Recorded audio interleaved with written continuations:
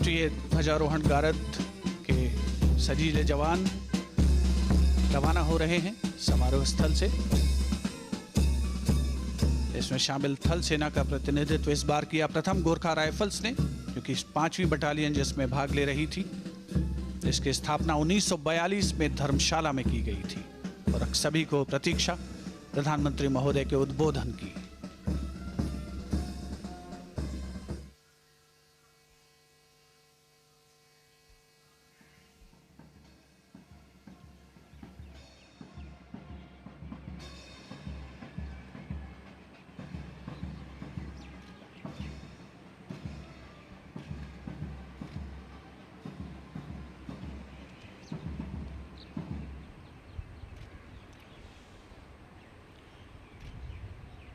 मेरे प्यारे देशवासियों, आज़ादी के इस पावन पर्व की सभी देशवासियों को बधाई और बहुत बहुत शुभकामनाएं।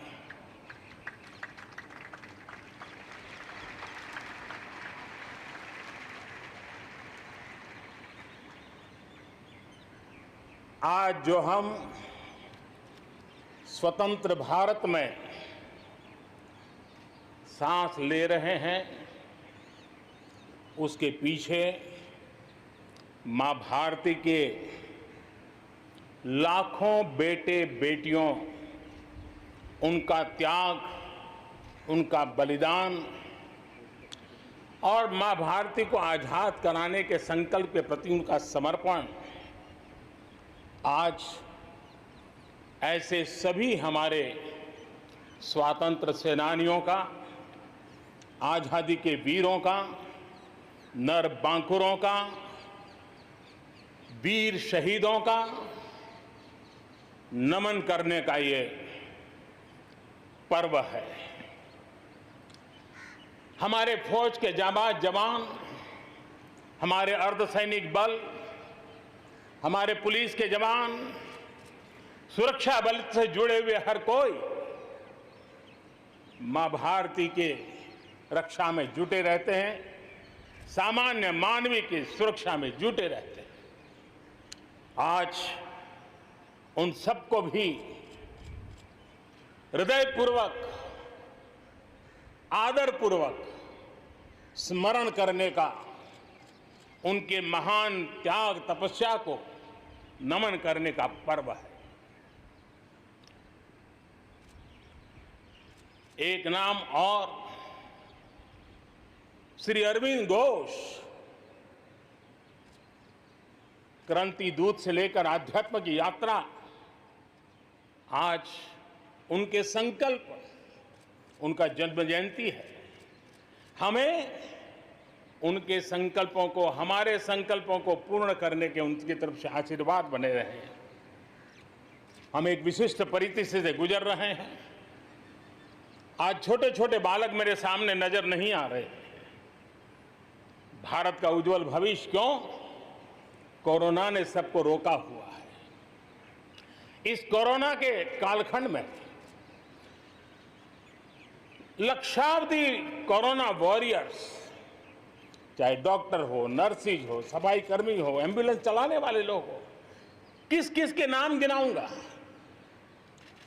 उन लोगों ने इतने लंबे समय तक जिस प्रकार से सेवा परमो धर्मः इस मंत्र को जी करके दिखाया है, पूर्ण समर्पण भाव से मां भारती के लालों की सेवा की है, ऐसे सभी कोरोना वॉरियर्स को भी मैं आज नमन करता हूं। इस कोरोना के कालखंड में अनेक हमारे भाई बहन इस कोरोना के संकट में प्रभावित हुए हैं। कई परिवार प्रभावित हुए हैं। कईयों ने अपनी जान भी गंवाई है। मैं ऐसे सभी परिवारों के प्रति अपनी संवेदनशीलता प्रकट करता हूं और इस कोरोना के खिलाफ मुझे विश्वास है 130 करोड़ देशवासियों की अदम्य इच्छा शक्ति, संकल्प शक्ति हमें उसमें भी विजय दिलाएगी और हम विजयी होके रहेंगे। मुझे विश्वास है कि पिछले दिनों भी हम एक प्रकार से अनेक संकटों से गुजर रहे। बाढ़ का प्रकोप, खास करके नॉर्थ ईस्ट, पूर्वी भारत, दक्षिण भारत, पश्चिमी भारत के कुछ इलाके, कहीं लैंडस्लाइड, अनेक दिक्कतों का सामना लोगों को करना पड़ा है। अनेक लोगों ने अपनी जान गंवाई है। मैं उन परिवारों के प्रति भी मेरी संवेदना व्यक्त करता हूं और राज्य सरकारों के साथ कंधे से कंधा मिलाकर के ऐसी संकट की घड़ी में हमेशा देश एक बनकर के, चाहे केंद्र सरकार हो, राज्य सरकार हो, हम मिलकर के तत्काल जितनी भी मदद पहुंचाने का प्रयास कर सकते हैं, सफलतापूर्वक कर रहे हैं। मेरे प्यारे देशवासियों, आजादी का पर्व हमारे लिए, ये स्वतंत्रता का पर्व आजादी के वीरों को याद कर करके नए संकल्पों की ऊर्जा का एक अवसर होता है। एक प्रकार से हमारे लिए ये नई प्रेरणा लेकर के आता है, नया उमंग, नया उत्साह लेकर के आता है। और इस बार तो हमारे लिए संकल्प करना बहुत आवश्यक भी है और बहुत शुभ अवसर भी है, क्योंकि अगला जब हम आजादी का पर्व मनाएंगे तब हम 75 वर्ष में प्रवेश करेंगे। ये अपने आप में एक बहुत बड़ा अवसर है और इसलिए आज आने वाले 2 साल के लिए बहुत बड़े संकल्प लेकर के हमें चलना है। 130 करोड़ देशवासियों को चलना है। आजादी के 75 वर्ष में जब प्रवेश करेंगे और आजादी के 75 वर्ष जब पूर्ण होंगे, हम हमारे संकल्पों की पूर्ति का एक महापर्व के रूप में उसको भी मनाएंगे। मेरे प्यारे देशवासियों, हमारे पूर्वजों ने अखंड एक निष्ठ तपस्या करके त्याग और बलिदान की उच्च भावनाओं को प्रस्तावित करते हुए हमें जिस प्रकार से आजादी दिलाई है, उन्होंने न्यौछावर कर दिया है। लेकिन हम ये बात न भूलें कि गुलामी के इतने लंबे कालखंड में कोई भी पल ऐसा नहीं था, कोई भी क्षेत्र ऐसा नहीं था कि जब आजादी की ललक न उठी हो, आजादी की इच्छा को लेकर के किसी ने प्रयास न किया हो, जंग न किया हो, त्याग न किया हो और एक प्रकार से जवानी जेलों में खपा दी। जीवन के सारे सपनों को फांसी के फंदों को चूम करके आहूत कर दिया। ऐसे वीरों को नमन करते हुए और फिर एक तरफ सशस्त्र क्रांति का दौर, दूसरी तरफ जन आंदोलन का दौर, पूज्य बापू के नेतृत्व में राष्ट्र जागरण के साथ जन आंदोलन की एक धारा ने आजादी के आंदोलन को एक नई ऊर्जा दी और हम आजादी के पर्व को आज मना पा रहे हैं। इस आजादी के जंग में भारत की आत्मा को कुचलने के भी निरंतर प्रयास हुए हैं, अनगिनत प्रयास हुए हैं। भारत को अपनी संस्कृति, परंपरा, रीत रिवाज, इन सब से उखाड़ फेंकने के लिए क्या कुछ नहीं हुआ। वो कालखंड था, सैकड़ों सालों का कालखंड था। शाम दाम दंड भेद सब कुछ अपने चरम पर था और कुछ लोग तो ये मान के चलते थे कि हम तो यावत चंद्र दिवाकरो यहां पर राज करने के लिए आए हैं। लेकिन आजादी की ललक ने उनके सारे मंसूबों को जमीन दोस्त कर दिया। उनकी सोच थी कि इतना बड़ा विशाल देश, अनेक राजे रजवाड़े, भांति भांति की बोलियां, पहनावेश, खान पान, अनेक भाषाएं, इतनी विविधताओं के कारण बिखरा हुआ देश कभी एक होकर के आजादी का जंग लड़ नहीं सकता है। लेकिन इस देश की प्राण शक्ति वो पहचान नहीं पाए। अंतर्भूत जो प्राण शक्ति है, एकता का सूत्र जो हमें सबको बांध करके रखा हुआ है, उसने आजादी के उस पर्व में पूरी ताकत के साथ जब वो मैदान में आया तो देश आजादी के जंग में विजयी हुआ।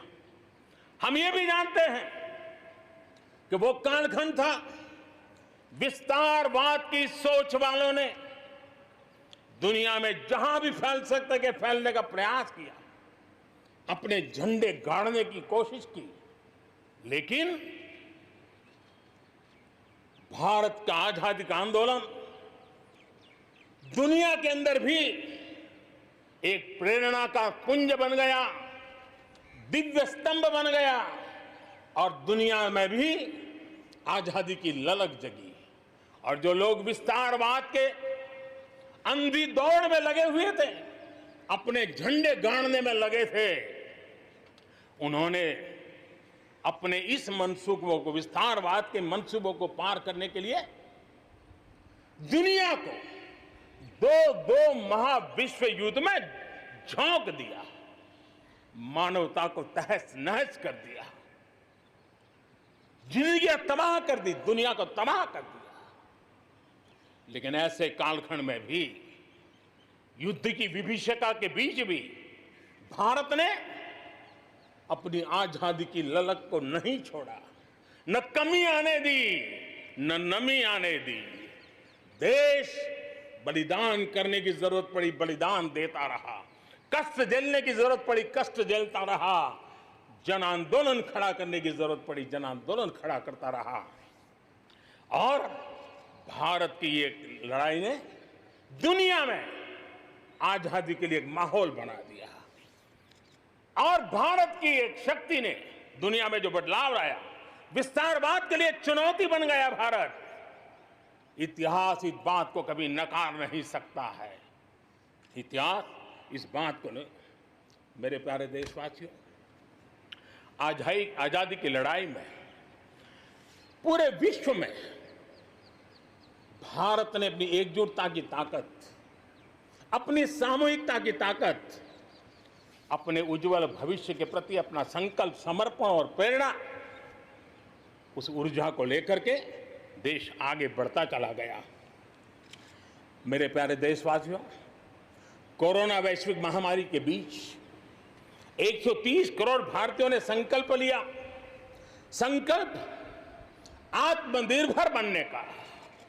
और आत्मनिर्भर भारत आज हर हिंदुस्तान के मन मस्तिष्क को में छाया हुआ है। आत्मनिर्भर भारत, ये सपना संकल्प में परिवर्तित देख रहे हैं। आत्मनिर्भर भारत ये एक प्रकार से शब्द नहीं, ये आज 130 करोड़ देशवासियों के लिए मंत्र बन गया है। हम जानते हैं, जब मैं आत्मनिर्भर की बात करता हूं, हम में से जो भी 25-30 साल की उम्र से ऊपर होंगे, उन सबने अपने परिवार में अपने माता पिता या अपने बुजुर्गों से सुना होगा कि भाई, बेटे बेटी, अब 20 साल 21 साल के हो गए हो, अब अपने पैरों पे खड़े हो जाओ। 20-21 साल में भी परिवार संतानों से अपने पैरों पर खड़े होने की अपेक्षा करता है। हम तो आजादी के 75 वर्ष के एक कदम दूर है, तब हमारे लिए भी भारत जैसे देश को अपने पैरों पर खड़ा होना अनिवार्य है। आत्मनिर्भर बनना अनिवार्य है। जो परिवार के लिए आवश्यक है, वो देश के लिए भी आवश्यक है। और इसलिए, और मुझे विश्वास है, भारत इस सपने को चरितार्थ करके रहेगा। और उसका कारण मेरे देश के नागरिकों के सामर्थ्य पर मुझे यकीन है। मुझे मेरे देश की प्रतिभा पर गर्व है। मुझे देश के युवाओं में, देश की मातृशक्ति में, हमारी महिलाओं में अप्रतिम सामर्थ्य जो है उस पर मेरा भरोसा है। मेरा हिंदुस्तान की सोच, हिंदुस्तान का अप्रोच, इस पर विश्वास है। और इतिहास गवाह है कि भारत एक बार ठान लेता है तो भारत करके रहता है। और इसी के कारण जब हम आत्मनिर्भर की बात करते हैं तो दुनिया को भी उत्सुकता भी है, भारत से अपेक्षा भी है। और इसलिए हमें उस अपेक्षा को पूर्ण करने के लिए अपने आप को योग्य बनाना बहुत आवश्यक है। हमें अपने आप को तैयार करना बहुत आवश्यक है। भारत के चिंतन में, भारत जैसे विशाल देश, भारत युवा शक्ति से भरा हुआ देश, आत्मनिर्भर भारत की पहली शर्त होती है आत्मविश्वास से भरा हुआ भारत। उसकी यही नींव होती है और यही विकास को नई गति, नई ऊर्जा देने का सामर्थ्य रहती है। भारत विश्व एक परिवार के संस्कारों से पला बड़ा हुआ है। अगर वेद कहते थे वसुधैव कुटुंबकम, तो विनोबा जी कहते थे जय जगत। और इसलिए हमारे लिए विश्व एक परिवार है। और इसलिए आर्थिक विकास भी हो, लेकिन साथ साथ मानव और मानवता का भी केंद्र स्थान होना चाहिए, इसका महत्व होना चाहिए। उसी को लेकर के हम चलते हैं। आज दुनिया इंटरकनेक्टेड है, आज दुनिया इंटरडिपेंडेंट है। और इसलिए समय की मांग है कि विश्व अर्थव्यवस्था में भारत जैसे विशाल देश का योगदान बढ़ना चाहिए। विश्व कल्याण के लिए भी ये भारत का कर्तव्य है। और भारत को अपना योगदान बढ़ाना है तो भारत को स्वयं को सशक्त होना होगा, भारत को आत्मनिर्भर होना होगा। हमें जग कल्याण के लिए भी अपने आप को सामर्थ्यवान बनाना ही पड़ेगा। और जब हमारी जड़ें मजबूत होगी, हमारा अपना सामर्थ्य होगा, तो हम दुनिया का भी कल्याण करने की दिशा में कदम उठा सकते हैं। हमारे देश में अथाक प्राकृतिक संपदा है, क्या कुछ नहीं है। आज समय की मांग है कि हमारे इन प्राकृतिक संसाधनों में हम वैल्यू एडिशन करें, हम हमारे मानव संपदा में मूल्य वृद्धि करें, नई ऊंचाइयों पर ले जाएं। और हम देश में कब तक कच्चा माल विदेश भेजते रहेंगे, रॉ मटेरियल कब तक दुनिया में भेजते रहेंगे। और देखिए तो रॉ मटेरियल दुनिया में भेजना और फिनिश गुड को दुनिया से वापस लाना, ये खेल कब तक चलेगा। और इसलिए हमें आत्मनिर्भर बनना होगा। हमारी हर शक्ति पर वैश्विक आवश्यकताओं के अनुसार मूल्य वृद्धि करना है, ये हमारा दायित्व है। ये वैल्यू एडिशन करने की दिशा में हम आगे बढ़ना चाहते हैं। हम विश्व में योगदान करने के लिए हम आगे बढ़ना चाहते हैं। विश्व में हम कुछ न कुछ, उसी प्रकार से कृषि क्षेत्र, एक समय था जब हम बाहर से गेहूं मंगवा करके अपना पेट भरते थे, लेकिन हमारे देश के किसानों ने वो कमाल करके दिखा दिया। आत्मनिर्भर भारत आज कृषि क्षेत्र में बना है। आज भारत के किसान, भारत के नागरिकों का ही पेट भरते इतना नहीं है, आज भारत वो स्थिति में है कि दुनिया में जिसकी जरूरत है उसको भी हम अन्न दे सकते हैं। अगर ये हमारी शक्ति है, आत्मनिर्भर की ये ताकत है, तो हमारे कृषि क्षेत्र में भी मूल्य वृद्धि आवश्यक है। वैश्विक आवश्यकताओं के अनुसार हमारे कृषि जगत में बदलाव की आवश्यकता है। विश्व की अपेक्षाओं को पूरा करने के लिए हमने हमारे कृषि जगत को भी आगे बढ़ाने की जरूरत है। आज देश अनेक नए कदम उठा रहा है और इसलिए अब आप देखिए स्पेस सेक्टर में हमने खुला कर दिया, देश के युवाओं को अवसर मिला है। हमने कृषि क्षेत्र को कानूनों से मुक्त कर दिया, बंधनों से मुक्त कर दिया। हमने आत्मनिर्भर बनाने का प्रयास किया हुआ है। जब भारत स्पेस सेक्टर में ताकतवर बनता है तो पड़ोसियों को जरूर उसका लाभ होता है। जब आप ऊर्जा के क्षेत्र में पावरफुल होते हैं तो जे देश अपना अंधेरा मिटाना चाहता है, भारत उसमें मदद कर सकता है। देश के जब हेल्थ सेक्टर का इंफ्रास्ट्रक्चर आत्मनिर्भर हो जाता है तो विश्व के अनेक देशों को टूरिज्म के रूप में, हेल्थ डेस्टिनेशन के रूप में भारत उनकी पसंदीदा बन सकता है। और इसलिए हमें आवश्यक है कि हम भारत में बने सामान की पूरी दुनिया में वाहवाही कैसी हो। और एक जमाना था हमारे देश में जो चीजें बनती थी, हमारे स्किल मैन पावर के द्वारा जो काम होता था, उसकी दुनिया में बहुत वाहवाह होती थी, इतिहास गवाह है। हमें जब आत्मनिर्भर की बात करते हैं तब सिर्फ इंपोर्ट कम करना इतना ही हमारी सोच नहीं है। जब आत्मनिर्भर की बात करते हैं तब हमारी ये जो कौशल्य है, हमारा जो ह्यूमन रिसोर्स का सामर्थ्य है, जब चीजें बाहर से आने लगती हैं तो उसका वो सामर्थ्य खत्म होता चला जाता है, पीढ़ी दर पीढ़ी वो नष्ट हो जाता है। हमें हमारे उस सामर्थ्य को बचाना भी है, बढ़ाना भी है, कौशल्य को बढ़ाना है, क्रिएटिविटी को बढ़ाना है और उसको लेकर के हमें आगे बढ़ना है। हमें स्किल डेवलपमेंट की दिशा में बल देना है। आत्मनिर्भर भारत के लिए, हमारे सामर्थ्य को बढ़ाने के लिए मेरे प्यारे देशवासियों, मैं जानता हूं जब मैं आत्मनिर्भर की बात करता हूं तब अनेक आशंकाएं प्रकट भी की जाती हैं।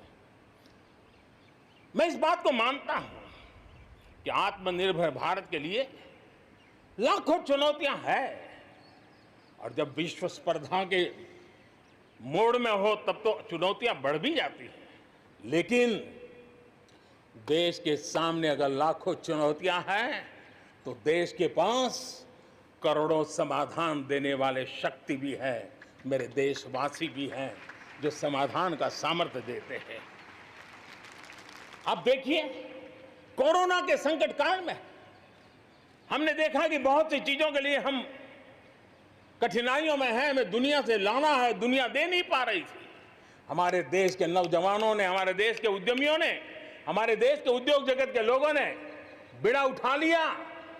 जिस देश में N95 नहीं बनता था बनने लगे, PPE नहीं बनता था बनने लग गए, वेंटिलेटर नहीं बनता था बनने लग गए। देश की आवश्यकताओं की तो पूर्ति हुई, लेकिन दुनिया में एक्सपोर्ट करने की हमारी ताकत बन गई। दुनिया की जरूरत थी आत्मनिर्भर भारत दुनिया को कैसे मदद कर सकता है, आज हम इसमें हम देख सकते हैं। और इसलिए विश्व की भलाई में भी भारत का योगदान करना ये दायित्व बनता है और उसलिए भी हमें उसी प्रकार से बहुत हो चुका है। आजाद भारत की मानसिकता क्या होनी चाहिए?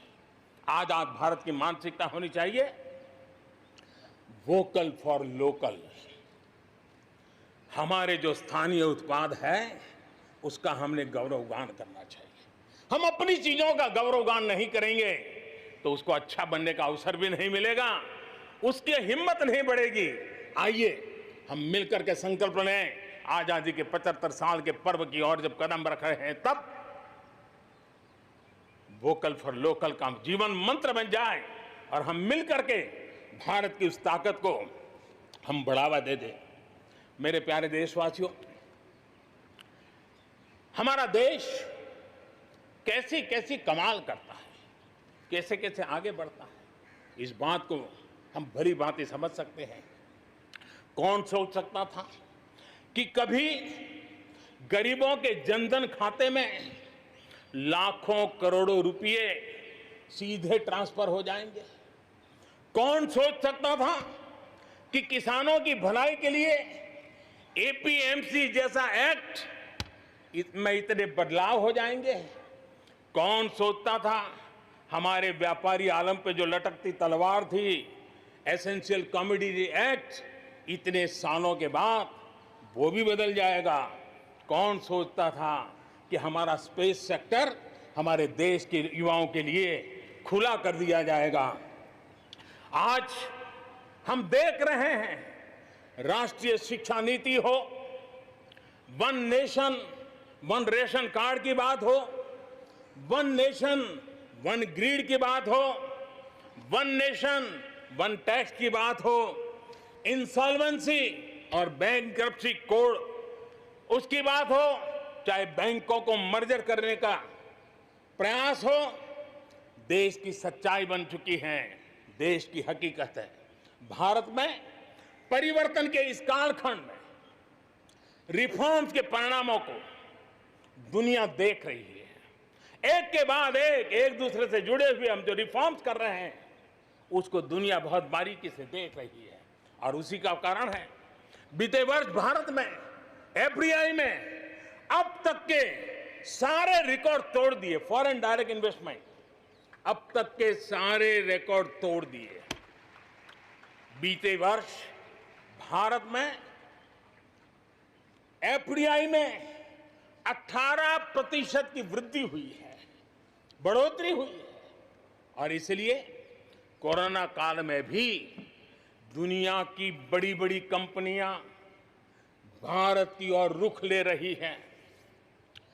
ये विश्वास ऐसे ही पैदा नहीं हुआ है, ऐसे ही दुनिया मोहित नहीं हुई है।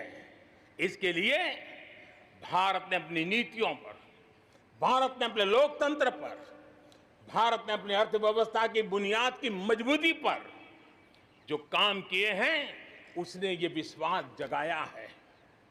दुनिया भर के अनेक बिजनेस भारत को सप्लाई चेन के केंद्र के रूप में आज देख रहे हैं। अब हमें मेक इन इंडिया के साथ साथ मेक फॉर वर्ल्ड ये मंत्र को लेकर के भी हमें आगे बढ़ना है। 130 करोड़ देशवासियों का सामर्थ्य, जब एक ही समय में, जरा याद कीजिए पिछले कुछ दिन, और 130 करोड़ देशवासियों के सामर्थ्य के लिए गर्व कीजिए। कोरोना के इस महाकालखंड में एक तरफ चक्रवात, पूरब में भी चक्रवात, पश्चिम में भी चक्रवात, बिजली गिरने से अनेक लोगों की मौत की खबरें, कहीं पर बार बार भूस्खलन की घटनाएं, छोटे मोटे भूकंप के झटके, इतना कम था तो हमारे किसानों के लिए टिड्डी दल की आपत्तियां आई। न जाने एक साथ एक के बाद एक मुसीबतों का अंबार लग गया, लेकिन उसके बावजूद भी देश जरा भी अपना विश्वास नहीं खोया। देश आत्मविश्वास के साथ आगे बढ़ता जाया गया। देशवासियों के जीवन को, देश की अर्थव्यवस्था को कोरोना के प्रभाव से जल्दी से जल्दी बाहर निकालना आज हमारी प्राथमिकता है। इसमें अहम भूमिका रहेगी नेशनल इंफ्रास्ट्रक्चर पाइपलाइन प्रोजेक्ट की। इस पर 110 लाख करोड़ उससे भी ज्यादा खर्च किए जाएंगे। इसके लिए अलग अलग सेक्टर्स में लगभग 7,000 प्रोजेक्ट्स की पहचान कर ली गई है। इससे देश के ओवरऑल इंफ्रास्ट्रक्चर डेवलपमेंट को एक नई दिशा भी मिलेगी, एक नई गति भी मिलेगी। और इससे हमेशा ये कहा जाता है, ऐसे संकट की घड़ी में जितना ज्यादा इंफ्रास्ट्रक्चर को बल दिया जाए ताकि आर्थिक गतिविधि बढ़ती है, लोगों को रोजगार मिलता है, काम मिलता है, उसके जुड़े हुए कई काम एक साथ चल जाते हैं। छोटे बड़े उद्योग, किसान, हर मध्यम वर्ग को इसका बहुत लाभ होता है। और आज मैं एक बात स्मरण करना चाहता हूं, जब अटल बिहारी वाजपेयी हमारे देश के प्रधानमंत्री थे, तब उन्होंने स्वर्णिम चतुर्भुज की एक बहुत बड़ी दूरगामी असर पैदा करने वाली योजना को प्रारंभ किया था और देश के रोड नेटवर्क के इंफ्रास्ट्रक्चर को नेक्स्ट जनरेशन पर ले गए थे। आज भी वो स्वर्णिम चतुर्भुज की तरफ देश बड़े गर्व से देख रहा है। हाँ, हमारा हिंदुस्तान बदल रहा है, देख रहा है। मेरे प्यारे देशवासियों, अटल जी ने अपने समय में एक काम किया, लेकिन अब हमें उसे आगे ले जाना है, हमें नई ओर ले जाना है। और अब हम साइलोज में नहीं चल सकते। हम इंफ्रास्ट्रक्चर को, रोड का रोड वाला काम करेगा, रेल का रेल में चला जाएगा, न रेल का रोड से संबंध, न रोड का रेल से संबंध, न एयरपोर्ट का पोर्ट से संबंध, न पोर्ट का एयरपोर्ट से संबंध, न रेलवे स्टेशन का बस से संबंध, बस स्टेशन से संबंध, न बस स्टेशन का रेलवे। ऐसी स्थिति नहीं चले। अब हमें सारा इंफ्रास्ट्रक्चर एक कॉम्प्रिहेंसिव हो, इंटीग्रेटेड हो, एक दूसरे के पूरक हो, रेल से रोड पूरक हो, रोड से सी पोर्ट पूरक हो, सी पोर्ट से पोर्ट पूरक हो। ये हमें एक नए सदी के लिए हमें मल्टी मॉडल कनेक्टिविटी इंफ्रास्ट्रक्चर, इसको जोड़ने के लिए हम अब आगे बढ़ रहे हैं और ये एक नया आयाम होगा। बहुत बड़ा सपना लेकर के इस पर काम शुरू किया है और मुझे विश्वास है ये साइलोस को खत्म करके हमारे इस सारी व्यवस्था को एक नई ताकत देंगे। इसके साथ साथ हमारे समुद्री तट, विश्व व्यापार में समुद्री तटों का अपना बहुत महत्व होता है। जब हम पोर्ट लेड डेवलपमेंट को लेकर के चले हैं, तब हम आने वाले दिनों में समुद्री तट के पूरे हिस्से में 4 लेन रोड बनाने की दिशा में एक आधुनिक इंफ्रास्ट्रक्चर के लिए हम काम करेंगे। मेरे प्यारे देशवासियों, हमारे यहाँ शास्त्रों में एक बहुत बड़ी बात और बड़ी महत्वपूर्ण बात कही गई है। हमारे यहाँ शास्त्रों में कहा गया है, सामर्थ्य मूलम स्वातंत्रम, सामर्थ्य मूलम स्वातंत्रम, श्रम मूलम च वैभवम, श्रम मूलम च वैभवम। यानी किसी समाज की, किसी भी राष्ट्र की आजादी का स्रोत उसका सामर्थ्य होता है और उसके वैभव, उन्नति, प्रगति का स्रोत उसकी श्रम शक्ति है। और इसलिए सामान्य नागरिक, शहर हो या गांव, उसकी मेहनत का कोई मुकाबला नहीं है। मेहनत का समाज को जब सुविधाएं मिलती है, जीवन का संघर्ष, रोजमर्रा की मुसीबतें कम होती है, तो उसकी ऊर्जा, उसकी शक्ति बहुत खिल उठती है, बड़े कमाल करके देती है। बीते 6 वर्षों में देश के मेहनत कश नागरिकों का जीवन बेहतर बनाने के लिए अनेक विविध कामों का सिलसिला चलाया गया है, अनेक अभियान चलाए गए हैं। आप देखिए, बैंक खाता हो, पक्के घर की बात हो, इतनी बड़ी मात्रा में शौचालय बनाने हो, हर घर में बिजली कनेक्शन पहुंचाना हो, माताओं बहनों को धुएं से मुक्त करने के लिए गैस का कनेक्शन देना हो, गरीब से गरीब को बीमा सुरक्षा देने का प्रयास हो, 5 लाख रुपए तक अच्छे से अच्छे अस्पताल में मुफ्त इलाज कराने के लिए आयुष्मान भारत योजना हो, राशन की दुकानों को टेक्नोलॉजी जोड़ने की बात हो, हर गरीब, हर व्यक्ति बिना किसी भेदभाव के पूरी पारदर्शिता के साथ उसको लाभ पहुंचाने में पिछले 6 साल ने बहुत अच्छी तरह प्रगति की है। कोरोना के संकट में भी इन व्यवस्थाओं में बहुत मदद मिली है। इस दौरान करोड़ों गरीब परिवारों को मुफ्त गैस सिलेंडर पहुंचना, राशन कार्ड हो या न हो, 80 करोड़ से ज्यादा मेरे देशवासियों को उनके घर का चूल्हा जलता रहे, 80 करोड़ देशवासियों को मुफ्त में अनाज पहुंचाने का काम हो, 90,000 करोड़ रुपए से ज्यादा सीधे बैंक खाते में पैसे ट्रांसफर हो। कुछ वर्ष पहले तो सोच भी नहीं सकते थे, कल्पना ही नहीं कर सकते थे कि दिल्ली 1 रुपये से 1 रुपया निकले और 100 के 100 पैसे गरीब के खाते में जमा हो जाए। ये पहले कभी सोचा भी नहीं जा सकता है।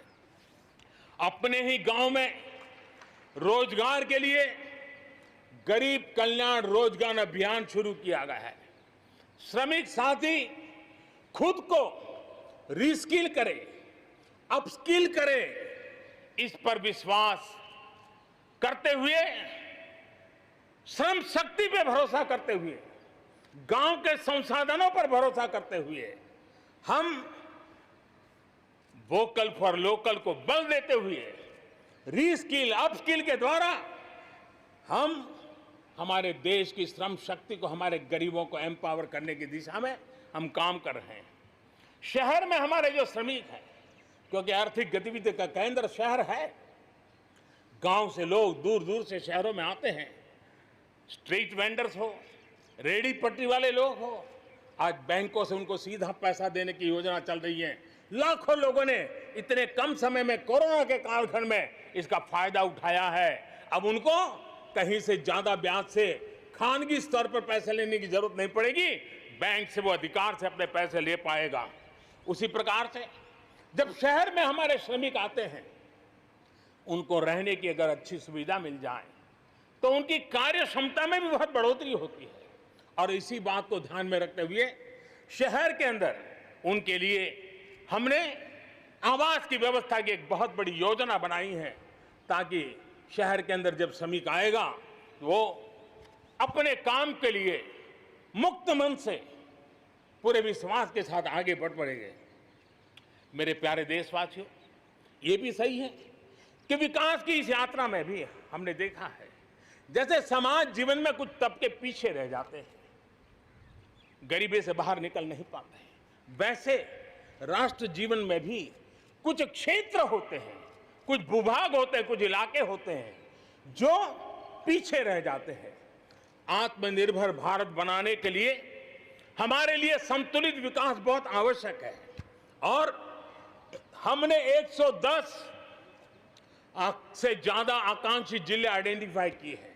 उन 110 जिले जो एवरेज से भी पीछे हैं, उनको राज्य की और राष्ट्र की एवरेज तक ले आना है। सभी पैरामीटर में लेता है।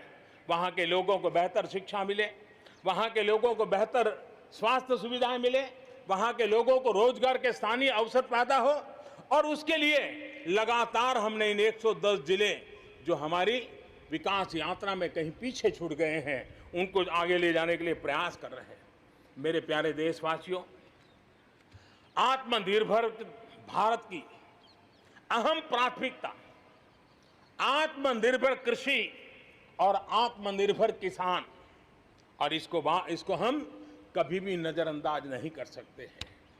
किसान को पिछले दिनों हमने देखा है, एक के बाद एक रिफॉर्म आजादी के इतने सालों के बाद किए गए हैं। किसान को तमाम बंधनों से मुक्त करना हो, वो काम हमने कर दिया है। आप सोच नहीं सकते होंगे, हमारे देश में आप अगर साबुन बनाते हैं, हिंदुस्तान के कोने में जाके साबुन बेच सकते हैं। आप अगर कपड़ा बनाते हैं, हिंदुस्तान के किसी कोने में जाके कपड़ा बेच सकते हैं। आप चीनी बनाएं, आप चीनी बेच सकते हैं। लेकिन मेरा किसान, बहुत लोगों को पता नहीं होगा, मेरे देश का किसान जो उत्पादन करता था, न वो अपनी मर्जी से बेच सकता था, न अपनी मर्जी से जहां बेचना चाहता था वहां बेच सकता था। उसके लिए जो दायरा तय किया था वहीं बेचना पड़ता था। उस सारे बंधनों को हमने खत्म कर दिया है। अब हिंदुस्तान का किसान उस आजादी की सांस को ले पाएगा, ताकि वो हिंदुस्तान के किसी में भी, दुनिया के किसी भी कोने में अपना माल बेचना चाहता है, वो अपने टर्म्स पर बेच पाएगा। इस बात को हमने किसान की आय को बढ़ाने के लिए अनेक वैकल्पिक चीजों को भी बल दिया है। उसके किसानी में इनपुट कॉस्ट कैसे कम हो, सोलार पंप, उसको डीजल पंप से मुक्ति कैसे दिला दे, अन्नदाता ऊर्जादाता कैसे बने, मधुमक्खी पालन हो, फिशरीज हो, पोल्ट्री हो, ऐसे अनेक चीजें उसके साथ जुड़ जाएं, ताकि उसकी आय दोगुना हो जाए। उस दिशा में हम लगातार काम कर रहे हैं। आज समय की मांग है, हमारा कृषि क्षेत्र आधुनिक बने, मूल्य वृद्धि हो, वैल्यू एडिशन हो, फूड प्रोसेसिंग हो, पैकेजिंग की व्यवस्था हो, उसको संभालने की व्यवस्था हो, और इसलिए अच्छे इंफ्रास्ट्रक्चर की जरूरत है। आपने देखा होगा, इस कोरोना कालखंड में ही पिछले दिनों 1 लाख करोड़ रुपया एग्रीकल्चर इंफ्रास्ट्रक्चर के लिए भारत की सरकार ने आवंटित किए हैं और इंफ्रास्ट्रक्चर जो किसानों की भलाई के लिए होगा और इसके कारण किसान अपना मूल्य भी प्राप्त कर सकेगा, दुनिया के बाजार में बेच भी पाएगा, विश्व बाजार में उसकी पहुंच बढ़ेगी। आज हमने ग्रामीण उद्योगों को मजबूत करने की जरूरत है। ग्रामीण क्षेत्रों में विशिष्ट प्रकार से आर्थिक क्लस्टर बनाने जाएंगे। कृषि और गैर कृषि उद्योगों को गांव के अंदर एक जाल बनाई जाएगी और उसके कारण उसके साथ साथ किसानों के लिए जो नई एफपीओ हमने बनाने का, किसान उत्पादक संघ बनाने का जो हमने कोशिश की है, वो अपने आप में एक बहुत बड़ा इकोनॉमिकल एम्पावरमेंट का काम करेगा। भाइयों बहनों, मैंने पिछली बार यहां पर जल जीवन मिशन की घोषणा की थी। आज उसको 1 साल हो रहा है। मैं आज गर्व से कह सकता हूं कि जो हमने सपना लिया है कि पीने का शुद्ध जल, नल से जल हमारे देशवासियों को मिलना चाहिए। स्वास्थ्य की समस्याओं का समाधान भी शुद्ध पीने के जल से जुड़ा हुआ होता है। अर्थव्यवस्था में भी उसका बहुत बड़ा योगदान होता है और उसको लेकर के जल जीवन मिशन शुरू किया। आज मुझे संतोष है कि प्रतिदिन हम 1 लाख से ज्यादा घरों में, हर दिन 1 लाख से ज्यादा घरों में जल पहुंचा रहे हैं, पाइप से जल पहुंचा रहे हैं और पिछले 1 साल में 2 करोड़ परिवारों तक हम जल पहुंचाने में यशस्वी हुए हैं। और विशेष करके जंगलों में दूर दूर रहने वाले हमारे आदिवासियों के घरों तक ये पहुंचाने का काम, बड़ा अभियान चला है। और मुझे खुशी है कि आज जल जीवन मिशन ने देश में एक तंदुरुस्त स्पर्धा का माहौल बनाया है। जिले जिले के बीच में तंदुरुस्त स्पर्धा हो रही है, नगर नगर के बीच में तंदुरुस्त स्पर्धा हो रही है, राज्य राज्य के बीच में तंदुरुस्त स्पर्धा हो रही है। हर किसी को लग रहा है कि प्रधानमंत्री का जल जीवन मिशन का जो सपना है उसको हम जल्दी से जल्दी अपने क्षेत्र में पूरा करेंगे। कोऑपरेटिव कॉम्पिटिटिव फेडरलिज्म को एक नई ताकत इस जल जीवन मिशन के साथ जुड़ गई है और उसके साथ भी हम आगे बढ़ रहे हैं। मेरे प्यारे देशवासियों, चाहे हमारा कृषि का क्षेत्र हो, चाहे हमारे लघु उद्योगों का क्षेत्र हो, चाहे हमारे नौकरी पेशा करने वाले समाज के लोग हो, ये करीब करीब सभी लोग एक प्रकार से भारत का मध्यम वर्गीय बहुत बड़ा संपुट है। और मध्यम वर्ग से निकले हुए प्रोफेशनल्स आज दुनिया में अपना डंका जमा रहे हैं। मध्यम वर्ग से निकले हुए हमारे डॉक्टर, इंजीनियर, वकील, साइंटिस्ट, सब कोई दुनिया के अंदर अपना नाम डंडा जमा रहे हैं। और इसलिए ये बात तय है कि मध्यम वर्ग को जितने अवसर मिलते हैं वो अनेक गुना ताकत के साथ उभर करके आते हैं। और इसलिए मध्यम वर्ग को सरकारी दखलंदाजी से मुक्ति चाहिए। मध्यम वर्ग को अनेक विध नए अवसर चाहिए, उसको खुला मैदान होना चाहिए। और हमारी सरकार लगातार मध्यम वर्ग के इन सपनों को पूरा करने के लिए काम कर रही है। मध्यम वर्ग मिरेकल करने की ताकत रखता है। ईज ऑफ लिविंग, इसका सबसे बड़ा लाभ किसी को होना है तो मेरे मध्यम वर्गीय परिवारों को होना है। सस्ते इंटरनेट की बात हो, चाहे सस्ते स्मार्टफोन की बात हो, या उड़ान के तहत हवाई जहाज की टिकटें बहुत मिनिमम हो जाने की बात हो, या हमारे हाईवेज हो, इंफॉर्मेशन वेज हो, ये सारी चीजें मध्यम वर्ग की ताकत को बढ़ाने वाली है। आज आपने देखा होगा मध्यम वर्ग में जो गरीबी से बाहर निकला है उसका पहला सपना होता है अपना घर होना चाहिए। वो एक बराबरी की जिंदगी जाना चाहता है। देश में बहुत बड़ा काम हमने ईएमआई के क्षेत्र में किया और उसके कारण होम लोन सस्ते हुए। और जब एक घर के लिए लोन लेता है तो लोन पूरी करते करते करीब 6 लाख रुपया कि उसको छूट मिल जाती है। यह इतना ही नहीं, पिछले दिनों ध्यान में आया कि बहुत गरीब मध्यम वर्ग के परिवारों ने पैसे लगाए हुए हैं लेकिन योजनाएं पूरी न होने के कारण खुद का घर मिल नहीं रहा है, किराया भरना पड़ रहा है। भारत सरकार ने 25,000 करोड़ रुपया का विशिष्ट फंड बना करके ये जो आधे अधूरे घर हैं उनको पूरा करके मध्यम वर्गीय परिवारों को घर मिल जाए, उसके लिए हमने अब कदम उठाया है। जीएसटी में बहुत तेजी से टैक्सेशन कम हुआ है। इनकम टैक्स कम हुआ है। आज मिनिमम उस प्रकार के व्यवस्थाओं के साथ हम देश को आगे बढ़ाने का प्रयास कर रहे हैं। कोऑपरेटिव बैंकों को आरबीआई से जोड़ना, ये अपने आप में मध्यम वर्गीय परिवारों के पैसों को सुरक्षित रखने की गारंटी इसके साथ जुड़ी हुई है। एमएसएमई सेक्टर में जो रिफॉर्म्स हुए हैं, एग्रीकल्चर सेक्टर में जो रिफॉर्म्स हुए हैं, इसका सीधा सीधा लाभ हमारे मध्यम वर्गीय मेहनतकश परिवारों को जाने वाला है। और उसके कारण हजारों करोड़ रुपए के स्पेशल फंड आज जो हमारे व्यापारी बंधुओं को, हमारे में लघु उद्योगकारों को हम दे रहे हैं, उनको इसका लाभ मिलने वाला है। आम भारतीय की शक्ति, उसकी ऊर्जा आत्मनिर्भर भारत अभियान का एक बहुत बड़ा आधार है। इस ताकत को बनाए रखने के लिए हर स्तर पर निरंतर काम जारी है।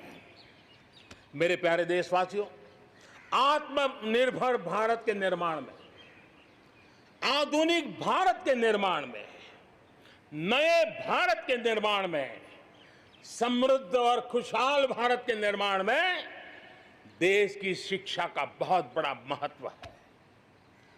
इसी सोच के साथ देश को 3 दशक के बाद नई राष्ट्रीय शिक्षा नीति देने में हम आज यशस्वी हुए हैं और हिंदुस्तान के हर कोने में इसकी स्वागत के समाचार एक नई ऊर्जा, नए विश्वास दे रहे हैं।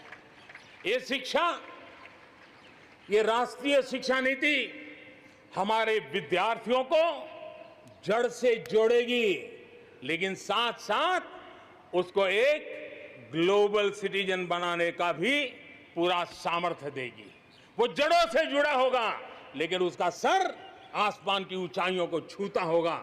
आज आपने देखा होगा, राष्ट्रीय शिक्षा नीति में एक विशेष बल दिया गया है नेशनल रिसर्च फाउंडेशन का, क्योंकि देश को प्रगति करने के लिए इनोवेशन बहुत आवश्यक होता है।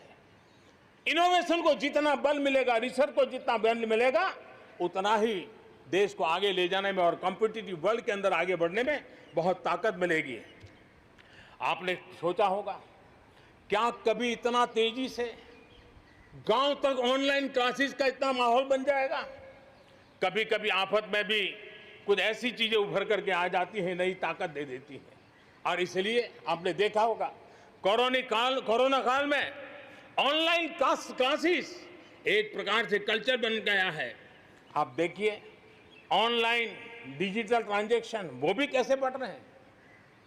भीम यूपीआई गत 1 महीने में, यानी किसी को भी गर्व होगा कि भारत जैसे देश में यूपीआई भीम के द्वारा गत 1 महीने में 3 लाख करोड़ रुपए का ट्रांजैक्शन हुआ है।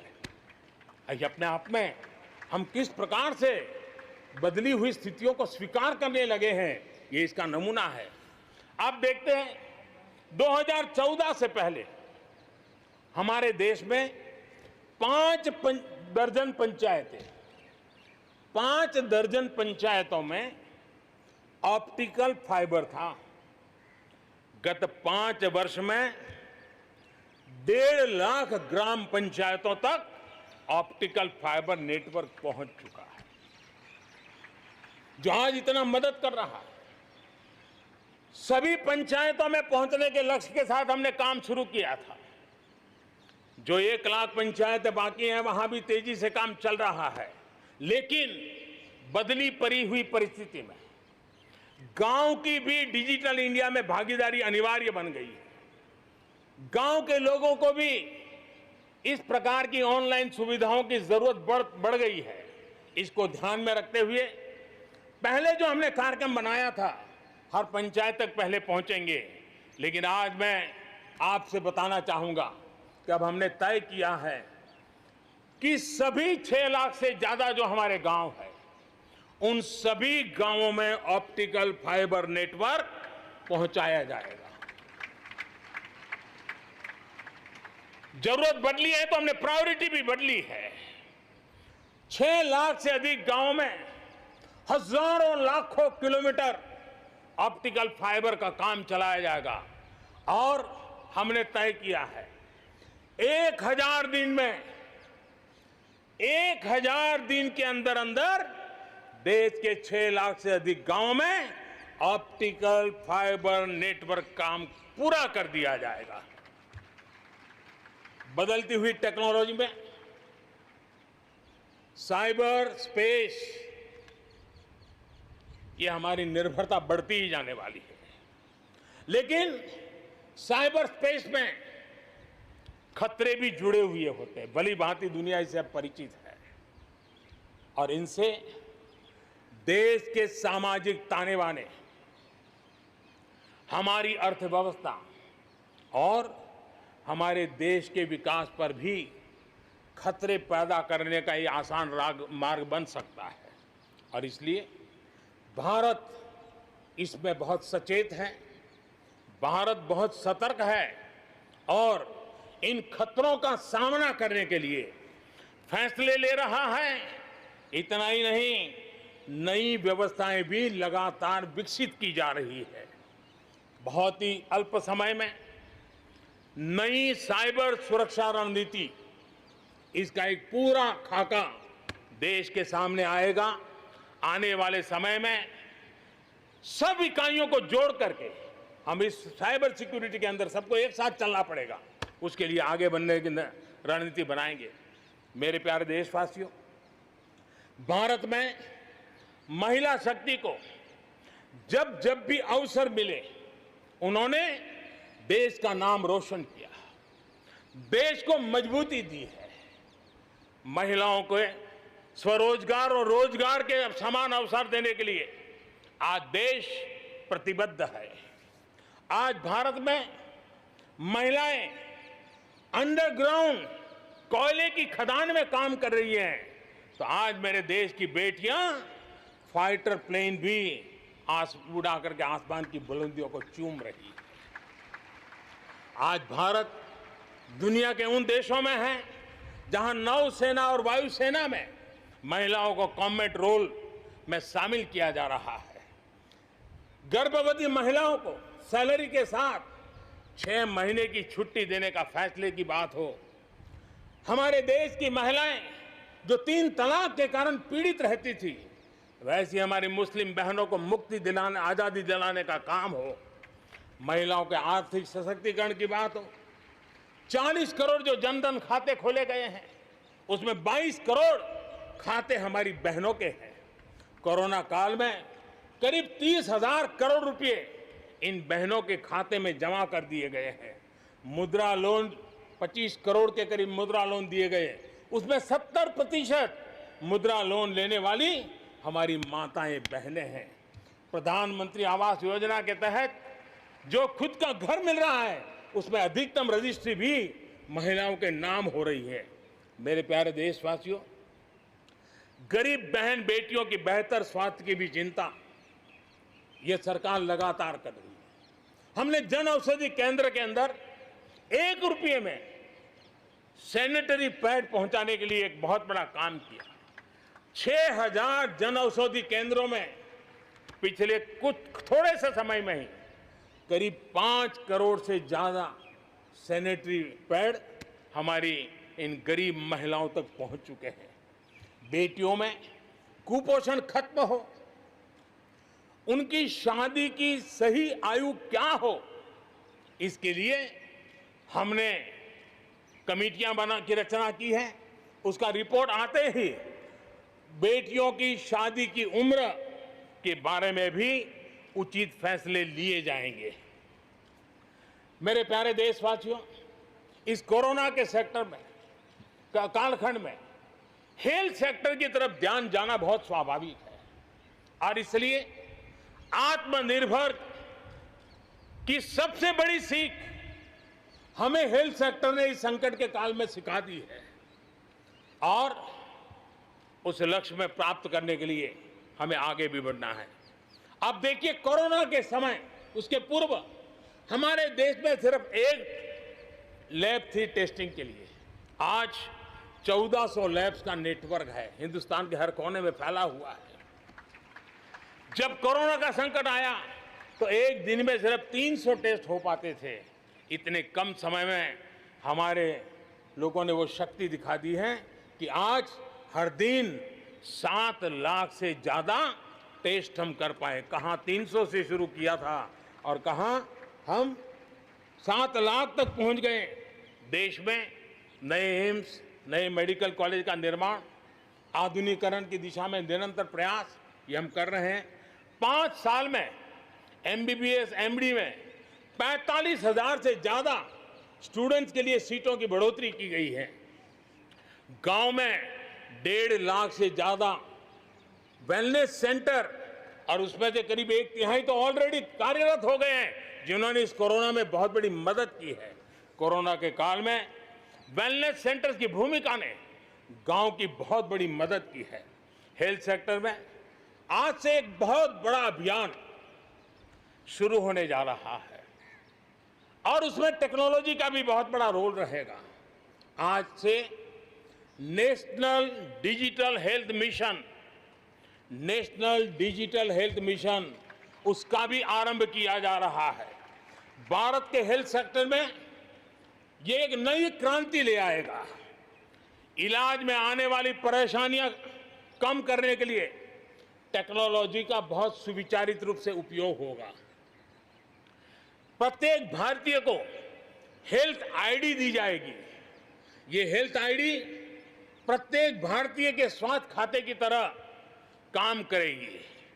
आपके हर टेस्ट, हर बीमारी, आपको किस डॉक्टर के पास कौन सी दवा ली थी, उनका क्या डायग्नोसिस था, कब दी थी, आपकी रिपोर्ट क्या थी, ये सारी जानकारी इस एक हेल्थ आईडी में आपको समाहित की जाएगी।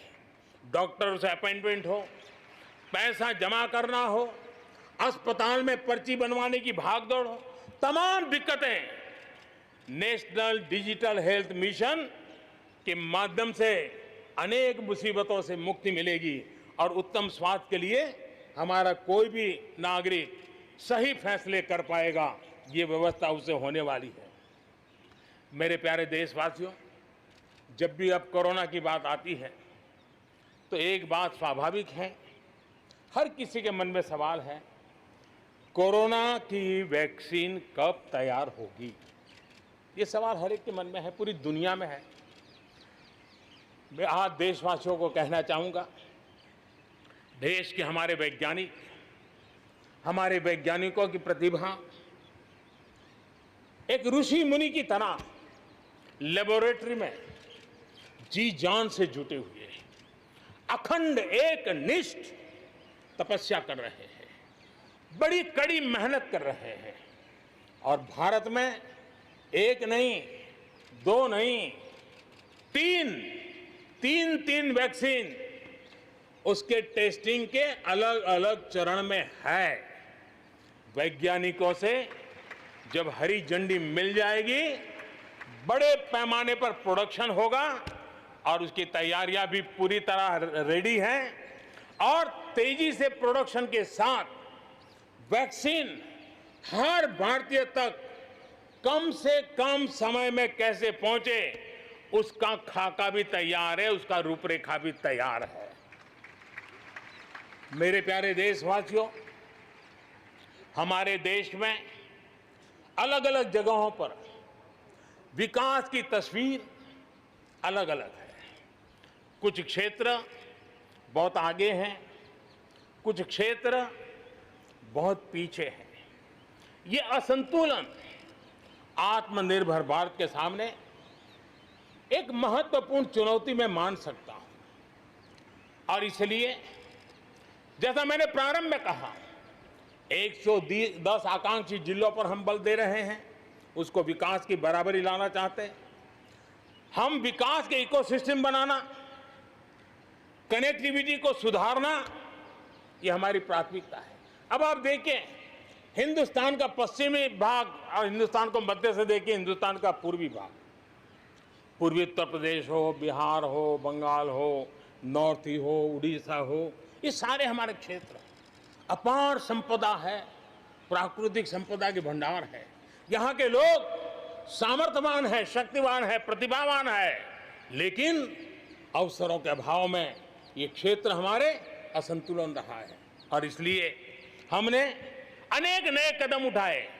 ईस्टर्न डेडिकेटेड फ्रेट कॉरिडोर हो, पूर्व में गैस पाइपलाइन से जोड़ने की बात हो, नए रोड रेल का इंफ्रास्ट्रक्चर खड़ा करना हो, वहां नए पोर्ट बनाने हो, यानी एक प्रकार से पूरा डेवलपमेंट के लिए जो इंफ्रास्ट्रक्चर का खाका होना चाहिए, बड़ा होलिस्टिक तरीके से विकसित हम कर रहे हैं ताकि हमारे क्षेत्र भी विकास की दिशा में। उसी प्रकार से लेह लद्दाख करगिल जम्मू कश्मीर एक क्षेत्र, एक प्रकार से इस क्षेत्र को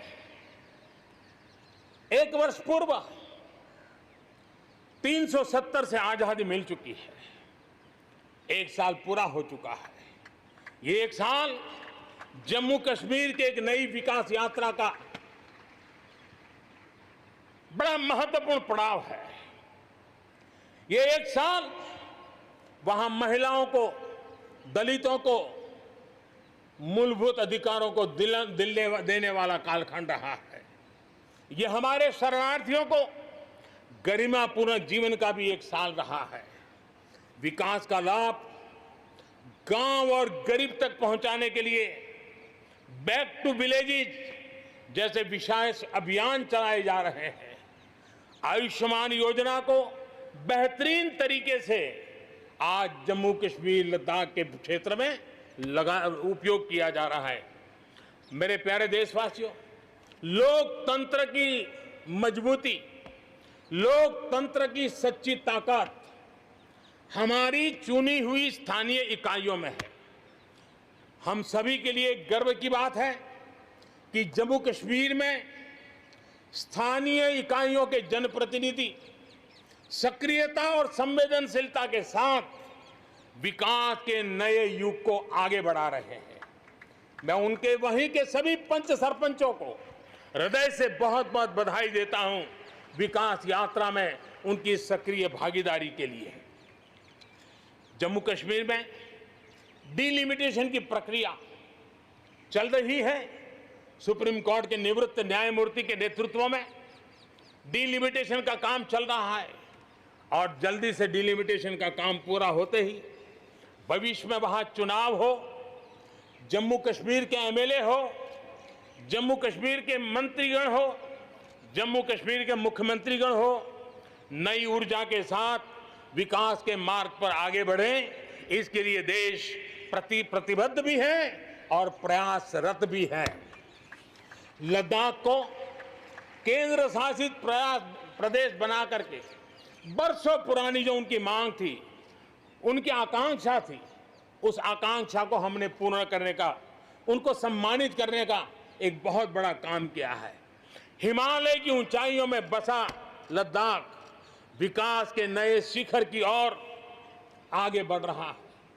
अब सेंट्रल यूनिवर्सिटी वहां पर बन रही है, नए रिसर्च सेंटर बन रहे हैं, होटल मैनेजमेंट के कोर्सेज वहां चल रहे हैं। बिजली के लिए 7,500 मेगावाट के सोलर पार्क के निर्माण की योजना बन रही है। लेकिन मेरे प्यारे देशवासियों, लद्दाख की कई विशेषता हैं। उन विशेषताओं को हमें संभालना भी है, संवारना भी है। और जैसे सिक्किम ने, हमारे नॉर्थ ईस्ट में सिक्किम ने अपनी एक ऑर्गेनिक स्टेट की पहचान बनाई है, वैसे ही लद्दाख, लेह, करगिल, ये पूरा क्षेत्र हमारे देश के लिए कार्बन न्यूट्रल इकाई के रूप में उसकी पहचान बना सकता है। और इसके लिए भारत सरकार वहां के नागरिकों के साथ मिलकर के एक नमूना रूप, प्रेरणा रूप कार्बन न्यूट्रल और वो भी विकास का मॉडल, वहां की आवश्यकताओं की पूर्ति वाला मॉडल, उस दिशा में हम आगे बढ़ रहे हैं। मेरे प्यारे देशवासियों, भारत ने दिखाया है कि पर्यावरण के साथ संतुलन रखते हुए भी तेज विकास संभव है। आज भारत वन वर्ल्ड, वन सन, वन ग्रिड के विजन्स के साथ पूरी दुनिया में को खास करके सूर्य ऊर्जा के क्षेत्र में प्रेरित कर रहा है। रिन्यूएबल एनर्जी के उत्पादन के मामले में आज भारत दुनिया के 5 टॉप देशों में अपनी जगह बना चुका है। प्रदूषण के समाधान को लेकर भारत सजग भी है और भारत सक्रिय भी है। स्वच्छ भारत अभियान हो, धुआं मुक्त रसोई गैस की व्यवस्था हो, एलईडी बल्ब का अभियान हो, सीएनजी आधारित ट्रांसपोर्टेशन की व्यवस्था हो, इलेक्ट्रिक मोबिलिटी के लिए प्रयास हो, हम कोई कसर नहीं छोड़ रहे हैं। पेट्रोल से प्रदूषण को कम करने के लिए इथेनॉल उत्पादन उसको बढ़ाने पर और उसके इस्तेमाल पर बल दिया जा रहा है। 5 साल पहले हमारे देश के अंदर इथेनॉल की क्या स्थिति थी? 5 साल पहले हमारे देश में 40 करोड़ लीटर उत्पादन होता था। आज 5 साल में 5 गुना हो गया और आज 200 करोड़ लीटर इथेनॉल हमारे देश में बन रहा है, जो पर्यावरण के लिए बहुत उपयोगी हो रहा है। मेरे प्यारे देशवासियों, देश के 100 शहरों में, चुने हुए 100 शहरों में प्रदूषण कम करने के लिए हम एक होलिस्टिक अप्रोच के साथ, एक इंटीग्रेटेड अप्रोच के साथ, एक जन भागीदारी के साथ आधुनिक टेक्नोलॉजी का उपयोग भरपूर करते हुए हम उसे प्रदूषण कम करने की दिशा में एक मिशन मोड में काम करने वाले हैं। मेरे प्यारे देशवासियों, भारत इस बात को गर्व से कह सकता है, भारत उन बहुत कम देशों में से एक है जहां जंगलों का विस्तार हो रहा है। अपनी बायोडायवर्सिटी के संरक्षण और संवर्धन के लिए भारत पूरी तरह संवेदनशील है। हम लोगों ने सफलतापूर्वक प्रोजेक्ट टाइगर, प्रोजेक्ट एलिफेंट हमने सफलतापूर्वक आगे बढ़ाया है। हमारे यहाँ टाइगर की आबादी बढ़ी है। अब आने वाले दिनों में एशियाटिक लायन, प्रोजेक्ट लायन की शुरुआत हो रही है और उसमें प्रोजेक्ट लायन भारतीय शहरों की रक्षा, सुरक्षा, आवश्यक इंफ्रास्ट्रक्चर और विशेष करके उनके लिए जो आवश्यक होता है स्पेशल प्रकार का हेल्थ इंफ्रास्ट्रक्चर, उस पर भी काम किया जाएगा और प्रोजेक्ट लाइन पर बल दिया जाएगा। साथ ही एक और काम को भी हम बढ़ावा देना चाहते हैं और वो है प्रोजेक्ट डॉल्फिन चलाया जाएगा। नदियों में, समंदर में रहने वाली दोनों तरह की डॉल्फिन्स पर हम फोकस करेंगे। इससे बायोडायवर्सिटी को भी बल मिलेगा और रोजगार के अवसर भी मिलेंगे। ये टूरिज्म के आकर्षण का भी केंद्र होता है, तो इस दिशा में भी हम आगे बढ़ने वाले हैं। मेरे प्यारे देशवासियों, जब हम एक असाधारण लक्ष्य को लेकर के असाधारण यात्रा पर निकलते हैं तो रास्ते में चुनौतियों की भरमार होती है और चुनौतियां भी असामान्य होती है। इतनी आपदाओं के बीच ही सीमा पर भी देश के सामर्थ्य को चुनौती देने के दुष्प्रयास हुए हैं, लेकिन एलओसी से लेकर एलएसी तक देश की संप्रभुता पर जिस किसी ने आंख उठाई, देश की सेना ने, हमारे वीर जवानों ने उसका उसी की भाषा में जवाब दिया है।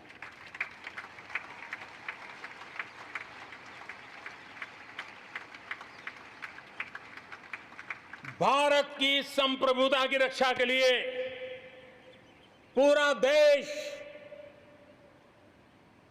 एक जोश से भरा हुआ है, संकल्प से प्रेरित है और सामर्थ्य पर अटूट श्रद्धा के साथ आगे बढ़ रहा है।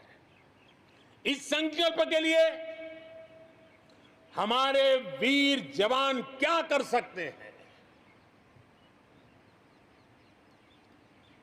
देश क्या कर सकता है, ये लद्दाख में दुनिया ने देख लिया है।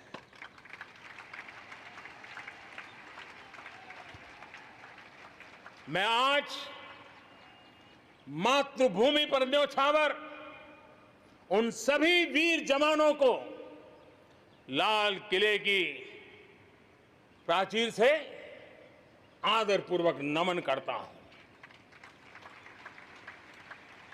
आतंकवाद हो या विस्तारवाद, भारत आज डटकर मुकाबला कर रहा है।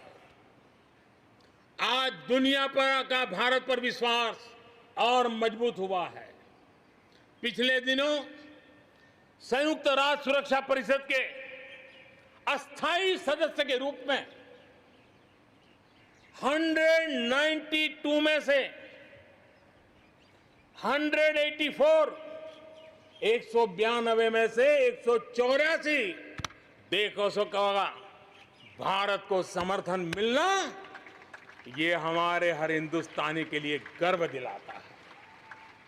विश्व में हमने कैसी अपनी पहुंच बनाई है, उसका यह उदाहरण है।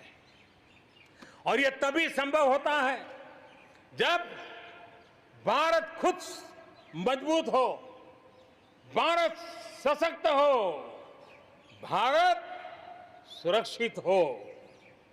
इसी सोच के साथ आज अनेक मोर्चों पर काम किया जा रहा है। मेरे प्यारे देशवासियों, हमारे पड़ोसी देशों के साथ, चाहे वो हमसे जमीन से जुड़े हो या समंदर से, अपने संबंधों का हम सुरक्षा, विकास और विश्वास की साझेदारी के साथ जोड़ रहे हैं। भारत का लगातार प्रयास है कि अपने पड़ोसी देशों के साथ हम अपने सदियों पुराने सांस्कृतिक, आर्थिक और सामाजिक रिश्तों को और गहराई दें।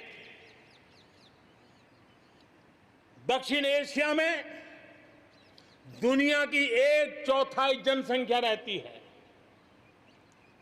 हम सहयोग और सहभागिता से इतनी बड़ी जनसंख्या के विकास और समृद्धि की अनगिनत संभावनाएं पैदा कर सकते हैं। इस क्षेत्र के देशों के सभी नेताओं की इस विशाल जनसमूह के विकास और प्रगति के लिए बहुत बड़ी जिम्मेदारी है, एक अहम जिम्मेदारी है। उसे निभाने के लिए दक्षिण एशिया के इन सभी क्षेत्र के सभी लोगों को, राजनेताओं को, शासकों को, बुद्धिजीवियों को भी मैं आह्वान करता हूं, इस पूरे क्षेत्र में जितनी शांति होगी, जितना सौहार्द होगा, उतनी ही ये मानवता के काम आएगी, मानवता के हित में होगा। पूरी दुनिया का हित इसमें समाहित है। आज पड़ोसी सिर्फ वो ही नहीं है जिनसे हमारी भौगोलिक सीमाएं मिलती है, बल्कि वे भी हैं जिनसे हमारे दिल मिलते हैं। जहां रिश्तों में समरसता होती है, मेलजोल रहता है। मुझे खुशी है कि बीते कुछ समय में भारत ने एक्सटेंडेड नेबरहुड के सभी देशों के साथ अपने संबंधों को और मजबूत किया है। पश्चिम एशिया के देशों से हमारे राजनीतिक, आर्थिक और मानवीय संबंधों की प्रगति में कई गुना तेजी आई है। विश्वास अनेक गुना बढ़ गया है। इन देशों के साथ हमारे आर्थिक संबंध, खासकर ऊर्जा क्षेत्र में भागीदारी बहुत महत्वपूर्ण है।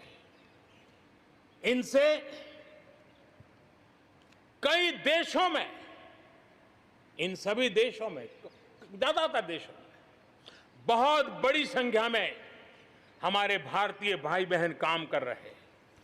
जिस प्रकार इन देशों ने कोरोना के संकट के समय भारतीयों की मदद की, भारत सरकार के अनुरोध का सम्मान किया, उसके लिए भारत उन सभी देशों का आभारी है और मैं अपना आभार प्रकट करना चाहता हूं। इस प्रकार हमारे पूर्व के आसियान देश, जो हमारे मैरीटाइम पड़ोसी भी हैं, वो भी हमारे लिए बहुत विशेष महत्व रखते हैं। इनके साथ भारत का हजारों वर्ष पुराना धार्मिक और सांस्कृतिक संबंध है। बौद्ध धर्म की परंपराएं हमें उनसे जोड़ती है। आज भारत इन देशों के साथ सिर्फ सुरक्षा क्षेत्र में नहीं, बल्कि समुद्री संपदा के क्षेत्र में भी सहयोग बढ़ा रहा है। मेरे प्यारे देशवासियों, भारत के जितने प्रयास शांति और सौहार्द के लिए है, उतनी ही प्रतिबद्धता अपनी सुरक्षा और अपनी सेनाओं को सशक्त करने के लिए भी है। रक्षा उत्पादन में आत्मनिर्भर भारत के लिए बड़े कदम उठाए गए हैं। हाल ही में 100 से ज्यादा सैन्य उपकरणों के आयात पर हमने रोक लगा दी है।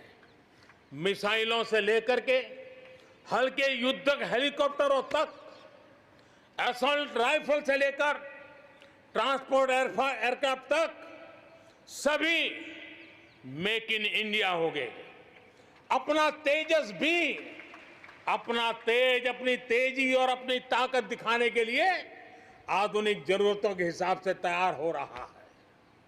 देश की सुरक्षा में हमारे बॉर्डर और कोस्टल इंफ्रास्ट्रक्चर की बहुत बड़ी भूमिका है। आज हिमालय की चोटियां हो या हिंद महासागर के द्वीप, हर दिशा में कनेक्टिविटी के विस्तार पर जोर दिया जा रहा है। लद्दाख से लेकर के अरुणाचल प्रदेश तक बड़े पैमाने पर हमारे देश की सुरक्षा को ध्यान में रखते हुए नई सड़कें तैयार की गई हैं। देश में, मेरे प्यारे देशवासियों, हमारा इतना बड़ा समुद्र तट है, लेकिन साथ साथ हमारे पास 1300 से ज्यादा आइलैंड्स हैं। कुछ चुनिंदा आइलैंड के महत्व को देखते हुए तेजी से विकसित करने पर हम आगे बढ़ रहे हैं। आपने देखा होगा, पिछले सप्ताह 5 दिन पहले अंडमान निकोबार में submarine optical fibre cable project का लोकार्पण हुआ।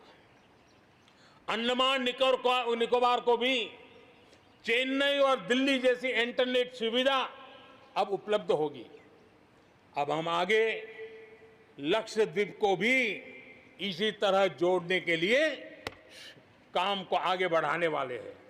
अगले 1000 दिन में लक्षद्वीप को भी तेज इंटरनेट की सुविधा से जोड़ने का हमने लक्ष्य रखा है। बॉर्डर और कोस्टल एरिया के युवाओं के विकास, उसको भी सुरक्षा को केंद्र में रखते हुए विकास के मॉडल की दिशा में हम आगे बढ़ रहे हैं।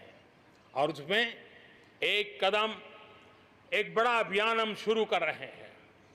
हमारे जो बॉर्डर इलाके हैं, हमारे जो कोस्टल इलाके हैं, वहां के करीब 173 डिस्ट्रिक्ट हैं जो किसी न किसी देश की सीमा या समुद्री तट से जुड़े हुए हैं। आने वाले दिनों में एनसीसी का विस्तार उन बॉर्डर डिस्ट्रिक्ट के नौजवानों के लिए किया जाएगा। बॉर्डर एरिया के कैडेट्स को हम करीब करीब 1 लाख नए एनसीसी के कैडेट तैयार करेंगे और उसमें 1/3 हमारी बेटियां हो, ये भी प्रयास रहेगा। बॉर्डर एरिया के कैडेट्स को सेना प्रशिक्षित करेगी। कोस्टल एरिया के जो कैडेट्स हैं उनको नेवी के लोग प्रशिक्षित करेंगे और जहां एयरबेस है वहां के कैडेट को एयरफोर्स की तरफ से ट्रेनिंग दी जाएगी। बॉर्डर और कोस्टल एरिया को आपदाओं से निपटने के लिए एक ट्रेन्ड मैन पावर मिलेगा। युवाओं को आर्म फोर्सेस में कैरियर बनाने के लिए जरूरी स्किल भी मिलेगी। मेरे प्यारे देशवासियों, पिछले वर्ष लाल किले से मैंने कहा था, बीते 5 साल आवश्यकताओं की पूर्ति और अगले 5 साल आकांक्षाओं की पूर्ति के हैं। बीते 1 साल में ही देश ने बड़े और महत्वपूर्ण फैसलों के पड़ाव को पार कर लिया है। गांधी 150 पर भारत ने गांवों को खुद को खुले में शौच से मुक्त किया है।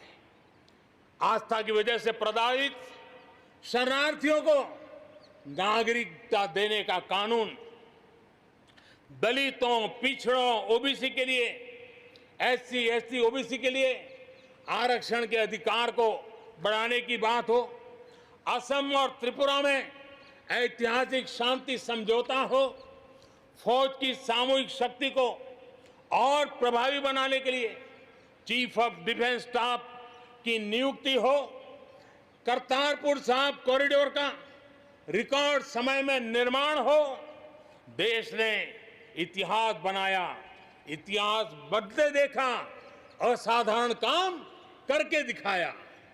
10 दिन पूर्व अयोध्या में भगवान राम के भव्य मंदिर का निर्माण शुरू हुआ। राम जन्मभूमि के सदियों पुराने विषय का शांतिपूर्ण समाधान हो चुका है। देश के लोगों ने जिस संयम के साथ और समझदारी के साथ आचरण किया है, व्यवहार किया है, यह अभूतपूर्व है और भविष्य के लिए हमारे लिए प्रेरणा का कारण है। शांति, एकता और सद्भावना, यही तो आत्मनिर्भर भारत की ताकत बनने वाली है। यही मेलजोल, यही सद्भाव भारत के उज्जवल भविष्य की गारंटी है। इसी सद्भाव के साथ हमें आगे बढ़ना है। विकास में के इस महायज्ञ में हर हिंदुस्तानी को अपनी कुछ न कुछ आहुति देनी है। इस दशक में भारत नई नीति और नई रीति के साथ ही आगे बढ़ेगा। जब साधारण से काम नहीं चलेगा, अब होती है चलती का वक्त अब चला गया। हमें दुनिया में किसी से कम नहीं, हम सबसे ऊपर रहने का प्रयास करेंगे और इसलिए हम सर्वश्रेष्ठ उत्पादन, सर्वश्रेष्ठ ह्यूमन रिसोर्सेज, सर्वश्रेष्ठ गवर्नेंस, हर चीज में सर्वश्रेष्ठ के लक्ष्य को लेकर के आजादी के 75 साल के लिए हमें आगे बढ़ना है। हमारी पॉलिसीज, हमारे प्रोसेस, हमारे प्रोडक्ट्स, सब कुछ उत्तम से उत्तम हो, बेस्ट हो, तभी एक भारत श्रेष्ठ भारत की परिकल्पना साकार होगी। आज हमें फिर से संकल्प लेने की जरूरत है। ये संकल्प आजादी के लिए बलिदान देने वालों के सपनों को पूरा करने का हो। ये संकल्प 130 करोड़ देशवासियों के लिए हो। ये संकल्प हमारी आने वाली पीढ़ियों के लिए हो, उनके उज्जवल भविष्य के लिए हो। ये संकल्प आत्मनिर्भर भारत के लिए हो। हमें शपथ लेनी होगी, हमें प्रतिज्ञा करनी होगी। हम आयात को कम कम से कम करने की दिशा में योगदान करेंगे। हम अपने लघु उद्योगों को सशक्त करेंगे। हम सब लोकल के लिए वोकल बनेंगे और हम ज्यादा इनोवेट करेंगे। हम एम्पावर करेंगे अपने युवाओं को, महिलाओं को, आदिवासियों को, दिव्यांगों को, दलितों को, गरीबों को, गांव को, पिछड़ों को, हर किसी को। आज भारत ने असाधारण गति से असंभव को संभव किया है। इसी इच्छा शक्ति, इसी लगन, इसी जज्बे के साथ प्रत्येक भारतीय को आगे बढ़ना है। वर्ष 2022 हमारी आजादी के 75 वर्ष का पर्व अब बस आ ही गया है। हम एक कदम दूर है। हमें दिन रात एक कर देना है। 21वीं सदी का ये तीसरा दशक हमारे सपनों को पूरा करने का दशक होना चाहिए। कोरोना बड़ी विपत्ति है, लेकिन इतनी बड़ी नहीं कि आत्मनिर्भर भारत की विजय यात्रा को वो रोक पाए। मैं देख सकता हूं एक नए प्रभात की लालिमा, एक नए आत्मविश्वास का उदय, एक नए आत्मनिर्भर भारत का शंखनाद। एक बार फिर आप सभी को स्वाधीनता दिवस की कोटि कोटि शुभकामनाएं। आइए मेरे साथ दोनों हाथ के ऊपर करके पूरी ताकत से बोलिए, भारत माता की, भारत माता की, भारत माता की, वंदे वंदे वंदे, जय हिंद।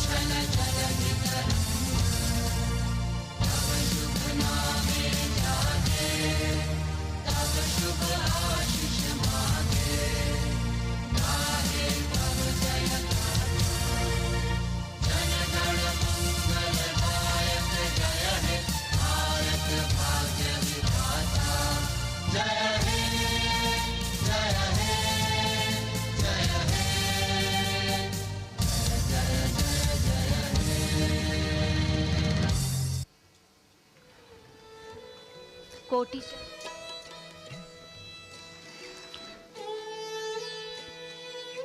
माननीय प्रधानमंत्री महोदय ने 74वें स्वाधीनता दिवस के अवसर पर अपने उद्बोधन में देश के सामने जो प्राथमिकताएं हैं उनका उल्लेख